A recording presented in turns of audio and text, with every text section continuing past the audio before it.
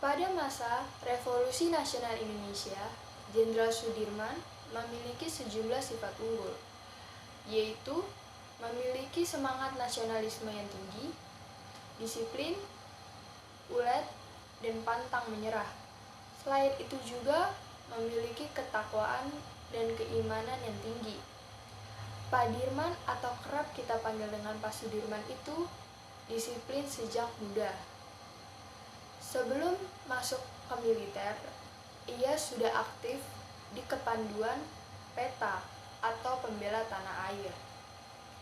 Sebagai Panglima Besar Tentara Nasional Indonesia pertama, ia adalah sosok yang dihormati di Indonesia. Terlahir dari pasangan rakyat biasa di Purbalingga, Hindia Belanda. Sudirman diadopsi oleh pamannya yang seorang priayi.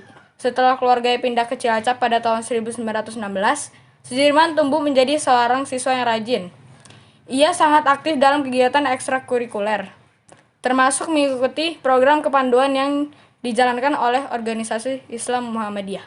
Sekolah menengah, Sudirman mulai menunjukkan kemampuannya dalam memimpin dan juga berorganisasi. Beliau sangat dihormati masyarakat karena ketaatannya pada Islam. Setelah berhenti kuliah keguruan, pada tahun 1936, beliau mulai menjadi guru. Dan kemudian, Sudirman menjadi kepala sekolah di Sekolah Dasar Muhammadiyah. Ia juga aktif dalam kegiatan Muhammadiyah lainnya dan menjadi pemimpin kelompok pemuda Muhammadiyah pada tahun 1937.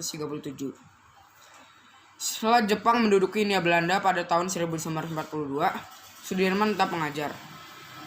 Pada tahun 1944, ia bergabung dengan Tentara Pembela Tanah Air atau PETA yang disponsori Jepang dan menjabat sebagai komandan batalion di Banyumas. Pada tanggal 12 November 1945, dalam sebuah pemilihan untuk menentukan Panglima Besar TKR di Yogyakarta, Sudirman terpilih menjadi Panglima Besar, sedangkan Urip yang telah aktif di militer sebelum Sudirman lahir menjadi Kepala Staf. Sembari menunggu pengangkatan, Sudirman memerintahkan serangan terhadap pasukan Inggris dan Belanda di Ambarawa.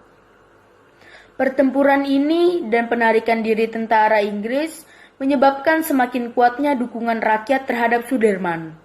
Dan ia diangkat sebagai Panglima Besar pada tanggal 18 Desember. Terima kasih.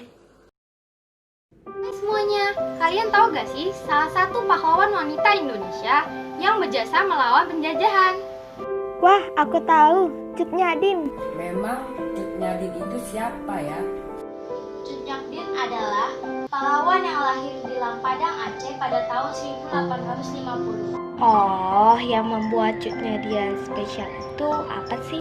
Yang membuat spesial itu karena Cut Nyadim adalah salah satu pahlawan wanita yang melakukan penyerangan gerilya di beberapa daerah dan ia mempunyai pasukannya sendiri. Aku tahu, lalu Cut Nyadim meninggal pada tanggal 6 November tahun 1908 karena usianya yang sudah menua. Jadi seperti itu perjuangan Cut Nyadim dalam memperjuangkan bangsa Indonesia. Oh gitu, terima kasih ya. Selamat pahlawan.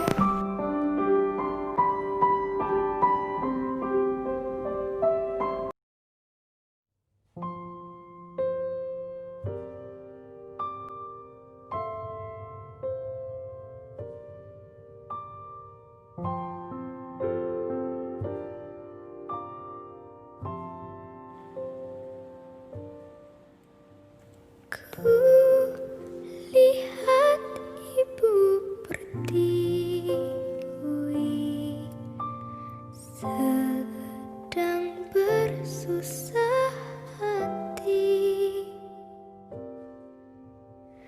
Air matamu berlinang, mas intanmu.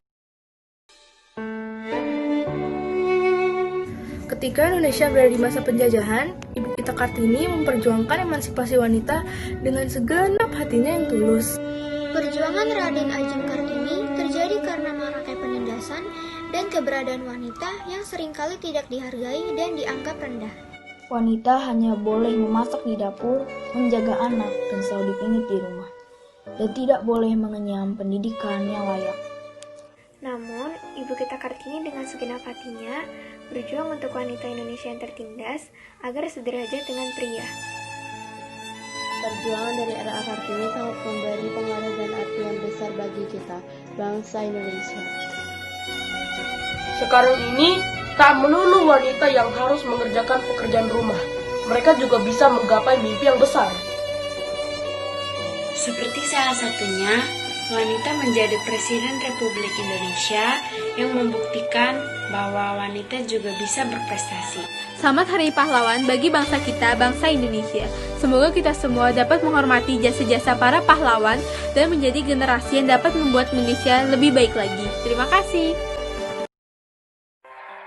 Martha Christina Tiahahu lahir di Pulau Nusa Laut di Desa Abubul pada 4 Januari 1800. Seorang gadis yang sangat unik turun langsung ke medan perang Patimura tahun 1817.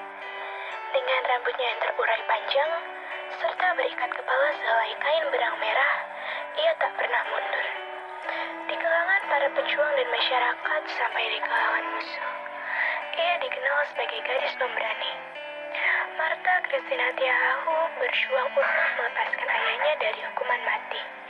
Tetapi ia tidak berdaya, dan akhirnya tertangkap di Pulau Jawa. Pada tanggal 2 Januari 1818, selepas Tanjung Alang, Martha Christina Tiahahu mengembuskan nafas yang terakhir.